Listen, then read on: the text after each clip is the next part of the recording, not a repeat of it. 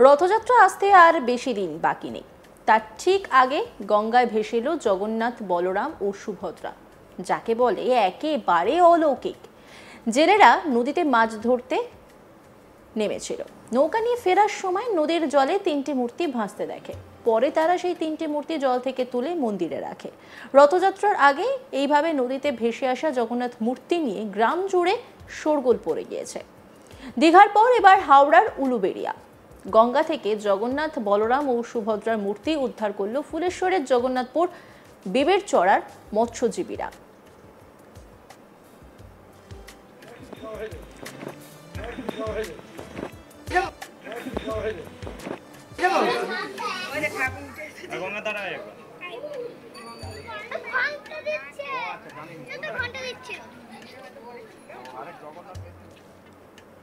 জানা গেছে, অন্যান্য দিনের মতো শুক্রবার ভোরে নদীতে নৌকা নিয়ে মাছ ধরতে গিয়েছিল জগন্নাথপুর বেবের চড়া এলাকার কয়েকজন মৎস্যজীবী। স্থানীয় সূত্রে খবর, সকালে মাছ ধরে নৌকা নিয়ে বাড়ি ফেরার সময় মৎস্যজীবীরা বেবের চড়ার কাছে গঙ্গার জলে নিম কাঠের জগন্নাথ, বলরাম, সুভদ্রার মূর্তি ভাসতে দেখে।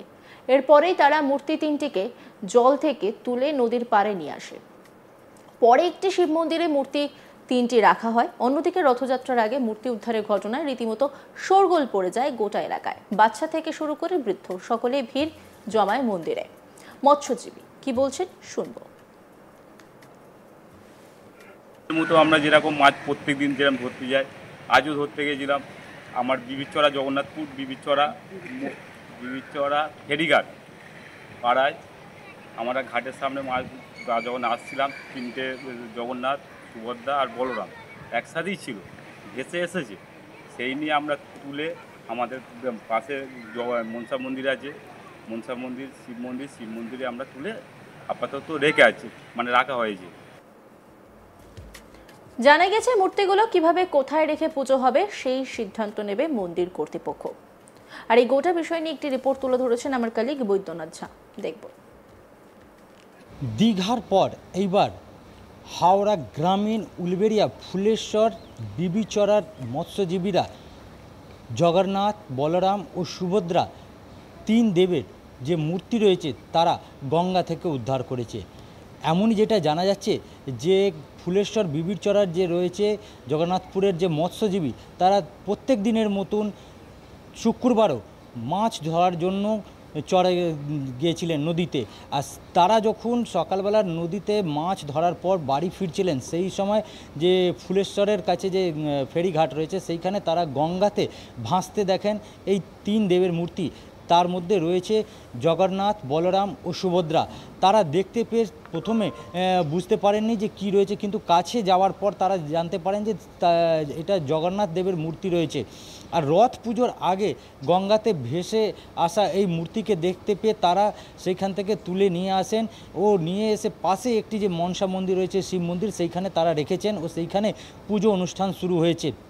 যেটা জানা যাচ্ছে যে এই খবর ছড়ার মাত্রেই 8 থেকে 80 সকলেই এলাকার যে মানুষ রয়েছেন তারা এই মন্দিরে এসে জগন্নাথ, বলরাম ও সুভদ্রার যে মূর্তি রয়েছে তা দেখতে ভিড় করেছেন, এমনকি পুজো অনুষ্ঠানও শুরু করেছেন।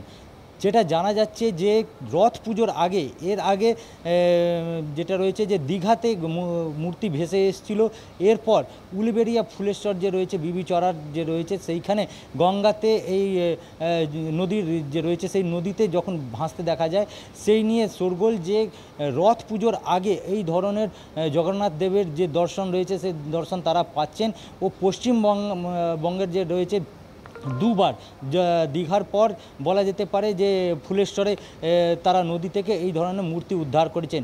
যখন দীঘাতে জগন্নাথ মন্দির তৈরি করা হয়েছে, সেইখানে রাজ্য প্রশাসনের তরফ থেকে জগন্নাথ দেবের যে প্রসাদ রয়েছে সে মহাপ্রসাদ রাশন প্রণালীর মাধ্যমে মানুষের বাড়ি বাড়ি পৌঁছানোর চেষ্টা চালানো হয়েছে। সেই সময় এই ধরনের একটা মন্দিরে যে রয়েছে সেই মন্দিরে ভিড় করেছেন মানুষরা, যেখানে যে নদীতে যে ভেসে এসছে বলরাম, সুভদ্রা ও জগন্নাথের যে মূর্তি, যেটা জানা যাচ্ছে যে এই তিনটি মূর্তি নিম কাঠের তৈরি রয়েছে, কিন্তু কোনো রকম মূর্তির মধ্যে কোনো রকম ভাঙাচোরা অবস্থা নেই, কিন্তু যেটা দেখা যাচ্ছে যে খুব ভালো রং করা রয়েছে। আর এই যে মৎস্যজীবী যারা গিয়েছিলেন মাছ ধরতে, তারা প্রথমে জানান যে তারা দেখতে পেয়ে এই 3 দেবের যে মূর্তি রয়েছে সেই মূর্তিটাকে নদী থেকে উদ্ধার করে নিয়ে আসেন ও নিয়ে এসে সেইখানে মন্দিরে রেখেছেন।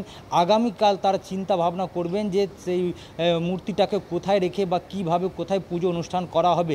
কিন্তু ইতিমধ্যেই শোরগোল পড়েছে, গোটা এলাকার মানুষ ভিড় করেছেন দেখার জন্যে এই মূর্তি। যেটা বলা যাচ্ছে যে জগন্নাথ পুজোর আগে এই ধরনের মূর্তি উদ্ধার নিয়ে তারা নানা ধরনের কথা উঠে আসছে, যে স্বয়ং যে রয়েছে প্রভু জগন্নাথ, বলরাম ও সুভদ্রা, তারা পশ্চিমবাংলার চলে এসছেন ও দীঘাতে মন্দির স্থাপনার পর এই ধরনের যে দুবার ঘটনা যেটা দেখা গেছে যে দীঘাতেই একবার সমুদ্রে ভেসে উঠেছিলেন এই মূর্তি, এরপর ফুলেশ্বর বিবিচরার যে রয়েছে জগন্নাথপুর সেইখানেও তারা দেখতে পেয়েছেন। তা নিয়ে তারা খুব উদ্বিগ্ন রয়েছেন। এলাকার মানুষ যে রয়েছেন তারা যেটা জানিয়েছেন যে তারা চাইছেন এই মূর্তিটাকে এইখানে কোনো মন্দিরে স্থাপিত করে প্রত্যেক দিনের মতন এইখানে পুজো অনুষ্ঠান করা হোক। যে মৎস্যজীবী যারা দেখেছিলেন নদীতে ভেসে আসা, তারা যেটা জানিয়েছেন যে তারা প্রত্যেক দিনের মতনই শুক্রবার সকালেও মাছ ধরার জন্য নদীতে গিয়েছিলেন, কিন্তু সকালবেলা মাছ ধরার পর যখন তারা বাড়ি ফিরছিলেন সেই সময় যখন ফুলেশ্বর যে ফেরিঘাট রয়েছে সেই কাছাকাছি যখন আসেন সেই সময় তারা দেখেন যে নদীতে এই মূর্তি ভেসে রয়েছে। তারা কাছে গিয়ে যখন দেখেন তখন দেখেন যে তিনটেই, একটাই নয়, পরপর তিনটেই মূর্তি ভেসে রয়েছে, একই আশেপাশে রয়েছে। তারা সেই মূর্তিটা দেখতে পেয়ে বুঝতে পারেন যে এটা ভগবান জগন্নাথ, বলরাম ও সুভদ্রা দেবের মূর্তি রয়েছে। তারা দেরি না করে যে মৎস্যজীবীরা ছিলেন তারা সেই মূর্তিটাকে সেখান থেকে উদ্ধার করে নিয়ে আসেন ও পাশে যে একটি মন্দির রয়েছে সেখানে রেখেছেন ও সেইখানেই চলছে বিশাল পুজো অনুষ্ঠান। এলাকার মানুষ যারা রয়েছেন তাদের বক্তব্য যে এই যে মূর্তি ভেসে উঠেছে, যে মৎস্যজীবীরা উদ্ধার করে নিয়ে এসছেন সেইটাকে এইখানে রেখে পুজো অনুষ্ঠান অনুষ্ঠিত করা হবে ও আগামী দিন এইখানে কোনো মন্দিরে আশেপাশে রেখে তার যে নিয়ম অনুযায়ী যে পুজো হয় সেই পুজো অনুষ্ঠান করবেন। কিন্তু একটাই বলা যেতে পারে, জগন্নাথ দেবের যে পুজো রয়েছে, জগন্নাথ পুজো মানে রথযাত্রা, তার আগে হাওড়া ফুলেশ্বর এই ধরনের মূর্তি ভেসে ওঠার শোরগোল পড়েছে গোটা এলাকার। রথযাত্রা আসতে আর বেশি দিন বাকি নেই, তার ঠিক আগে গঙ্গায় ভেসে এলো জগন্নাথ, বলরাম ও সুভদ্রা, যাকে বলে একেবারে অলৌকিক কাণ্ড। জেলেরা নদীতে মাছ ধরতে গিয়ে নৌকা নিয়ে ফেরার সময় নদীর জলে 3টি মূর্তি ভাসতে দেখেন, তারপরে তারাই তুলে মন্দিরে রাখেন।